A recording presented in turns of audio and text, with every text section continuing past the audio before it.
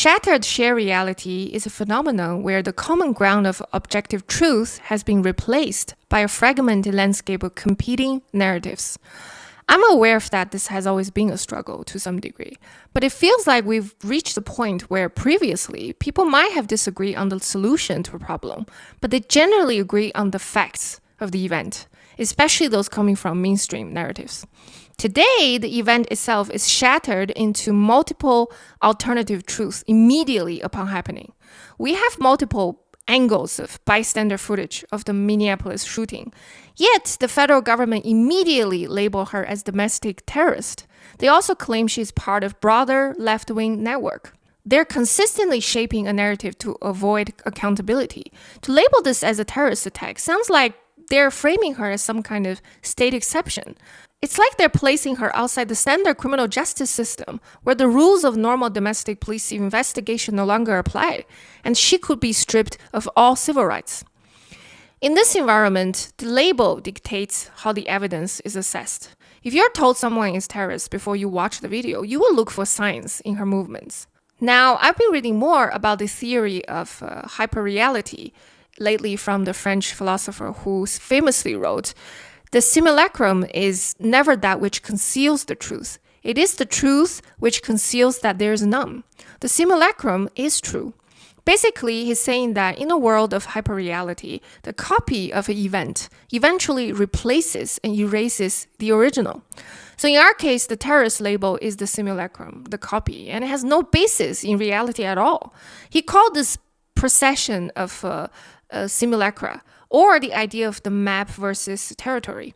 It's like the current government has created a map of place that doesn't exist, and now they're forcing the real world to fit that map, and they're telling you to not believe in your own eyes in the process. As I look at the chaos today, right, it's like constantly witnessing a crucial stage of this theory. These absurdities are directly shaping our politics, our minds, and shattering our shared reality.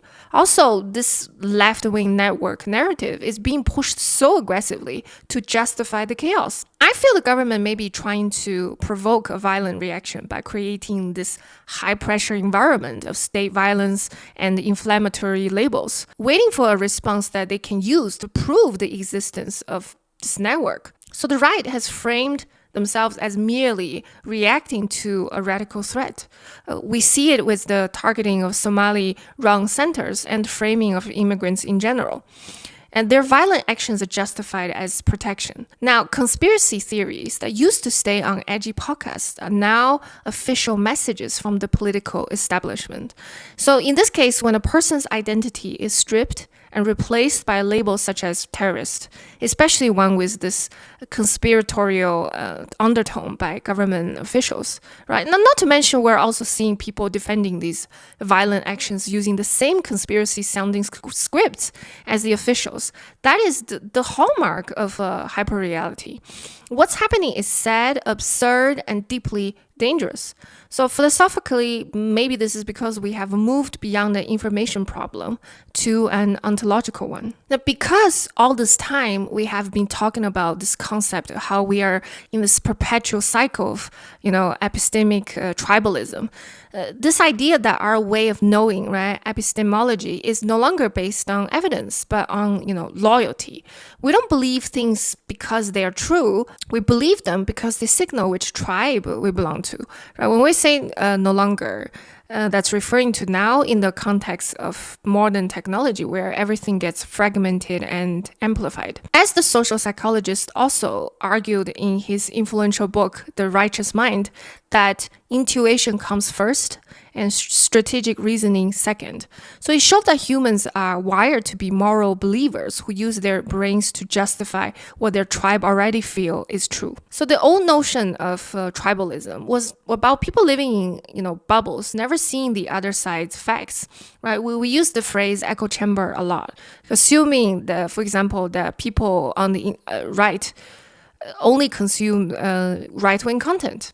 So philosophers explain that an echo chamber isn't just a place where you only hear one side, right? It's a place where you are actively taught to distrust any outside source. The epistemic tribalism is the tendency for groups to form around shared beliefs, where members trust their in-group's information sources and reject outside perspectives, leading to, confirmation bias, echo chambers. But here's the truly bizarre thing about the Minneapolis shooting, right? It's not like we're stuck in bubbles where outside information isn't getting through. We have the actual footage from multiple angles.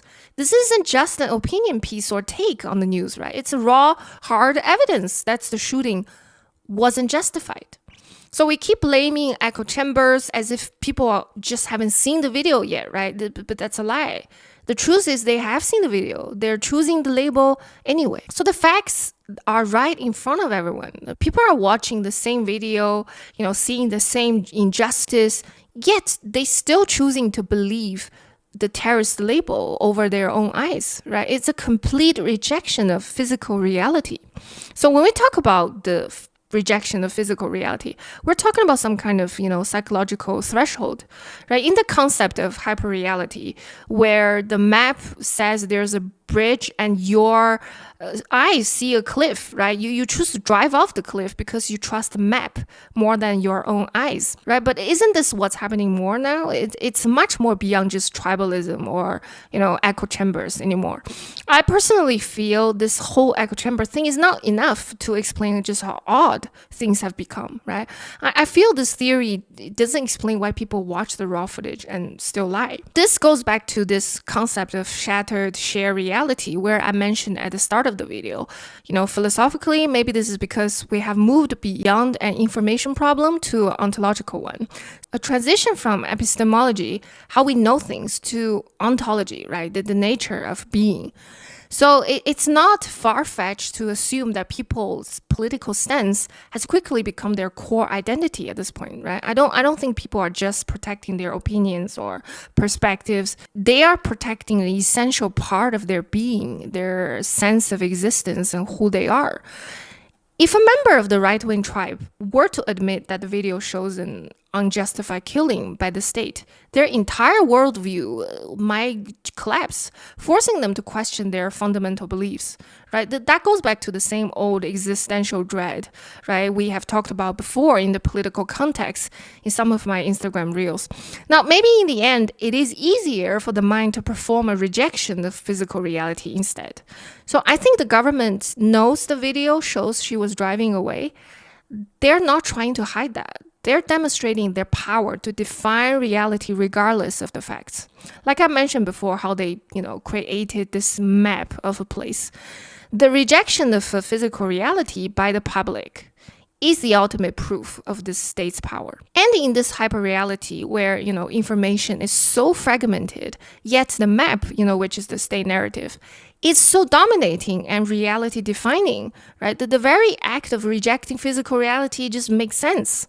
So if there's no longer a connection to shared facts in our society, especially with this exponential growth of technology, right? I simply cannot visualize what our world will become.